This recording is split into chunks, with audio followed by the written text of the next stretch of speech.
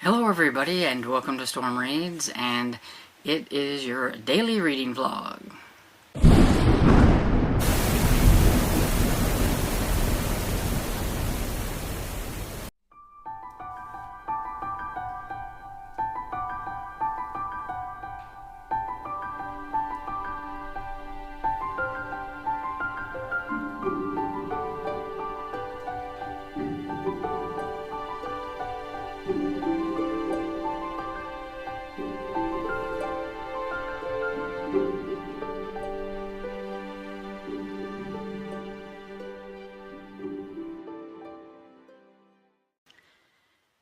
Okay, so you've probably seen at the beginning that we did go out this morning. Dad seemed like he was feeling pretty good and wanted to go out, but I think he might have wore himself out a little bit because he's not consuming enough liquids and foods and everything. And so by the time we got home, he napped most of the day. Then he got up around 3 o'clock, but he still kind of zapped and everything. And I can't get him to eat. And I told him that if he doesn't drink and eat, then I'm calling his doctor tomorrow. I should have probably done it today. He's so stubborn. But even, it's kind of hard to make a grown man go to the doctor if he's. But yeah, we're doing it tomorrow, whether he likes it or not. Hopefully they have an opening. Or if not, maybe we can go to some kind of well, they have those urgent care places or whatever. I think his Advantage plan covers those kind of things, I think. I'm not sure. That's the problem as well, is knowing what you can use those for or not, because we don't have a lot of spare money. So, yeah, it's just a pain in the butt. And today's just kind of been draining and everything, so I haven't been on here to update or do anything. But I did finish a book. I finished Sniffing Out Murder by Callie Benjamin, and this was the first book in the Bailey the Bloodhound series, and I enjoyed it for the most part. I give it about 3.5 stars. I'll probably give it 4 stars on Goodreads maybe, but I thought the mystery part of it was really easy to figure out. I mean, I guess too, the bad guy was probably in I don't know, first I don't know, maybe not even the first half, probably before the first half. I mean, I thought it was really easy. I just had a feeling it was going to be that person, right from the beginning. It was just pretty easy. I thought there was going to be a bit of a love triangle, so I'm glad that actually doesn't happen. So for anybody who is not a fan of love triangles like me, know that that's not going to happen and everything. Yes, she does end up liking the police chief, which is in a lot of cozies. That's how it goes and everything. But I don't mind it that much. It is kind of cliche, but I don't mind it too much. And so yeah, it was okay. And so I thought I would kind of spotlight another one of my behind the scenes books tonight for a little content here. So we have The Pirate's Vixen by Constance Bennett. And this one says, she was swept away by waves of ecstasy. What I'm wondering is why it's going to take that long to get everything figured out. So we'll see how we do with this. I don't like real long romances, but I have a lot of these big, hefty ones. This is from 1985. It is a zebra historical romance. And, always kind of laughing because we're always complaining about a lot of nowadays romances and how, thick they are and stuff. But they had them back then, too. This thing is 590 pages. And I'm only 128 pages into it, and I'm not quite sure why it needs to be so long. Okay, so it is about, it's about Caitlin, and in the very beginning, she is on the boat with her father. They are, what do you call it? They're after another ship. They want this other ship, so they they're like pirates, but then I'm not sure if they're like, I don't know. Did they call the admiralty, like, did they have pirates working for them, or people that pretended to be pirates that like took it? I don't know, because I feel like this guy here, like, he knows like some generals and things like that, and everybody's all excited about him whenever he came to shore and stuff. So I'm like, he must not be like a pirate. So I don't know. I don't know how that all works out. Anyway, I don't know much about my pirating stuff.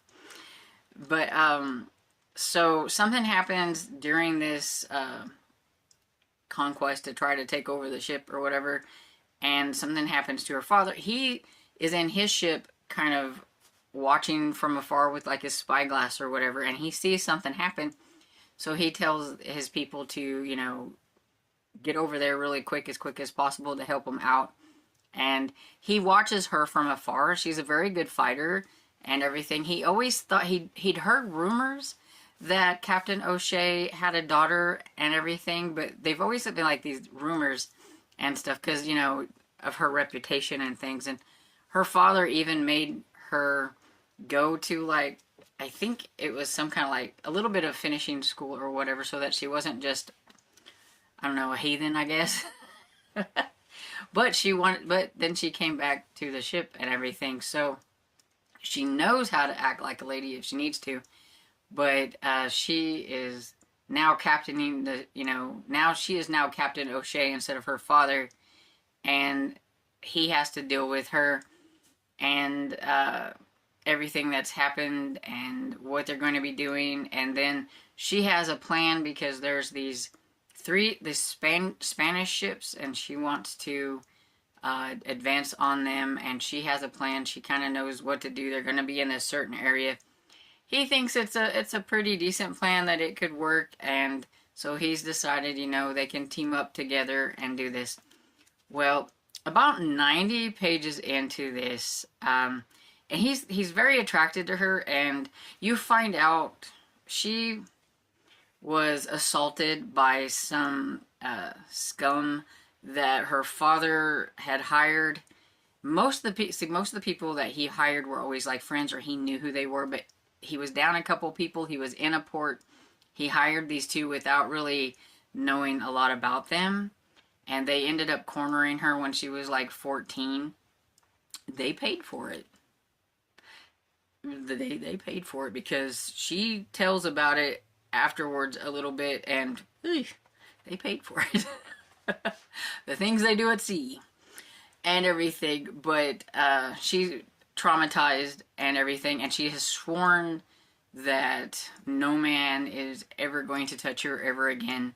Well, something happens and everything, and she started it, but then the trauma and things kind of scared her.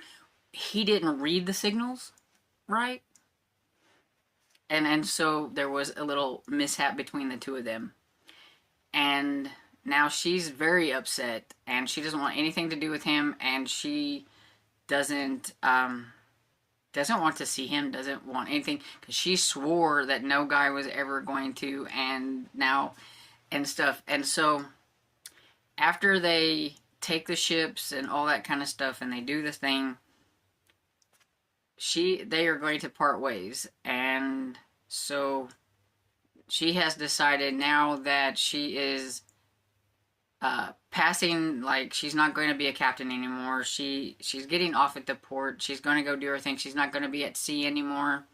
Not quite sure what she thinks she's going to do, but she has tons of money because, I mean, they made quite a killing with the Spanish ships that they got.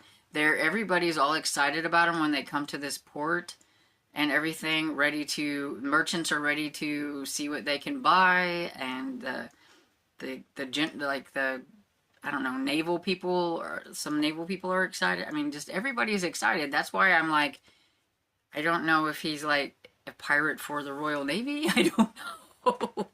I don't know how that really works. And it's not really explained.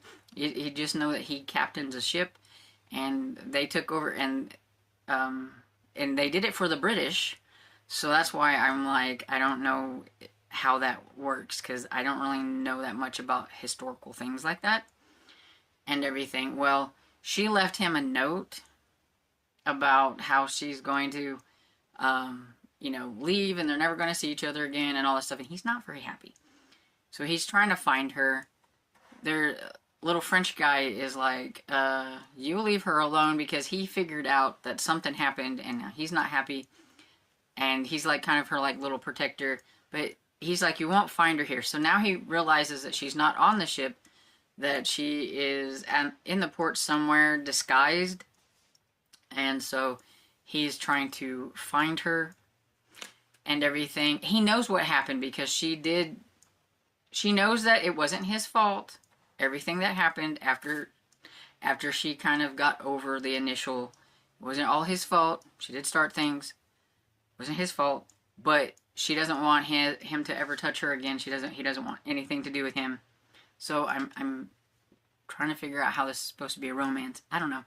But anyway, some people would have probably bailed at that part. I'm pretty sure they're like, nope, and they would have bailed, but I'm curious to see what's going to happen. And like I said, it wasn't all his fault that things happened, and so I'm curious.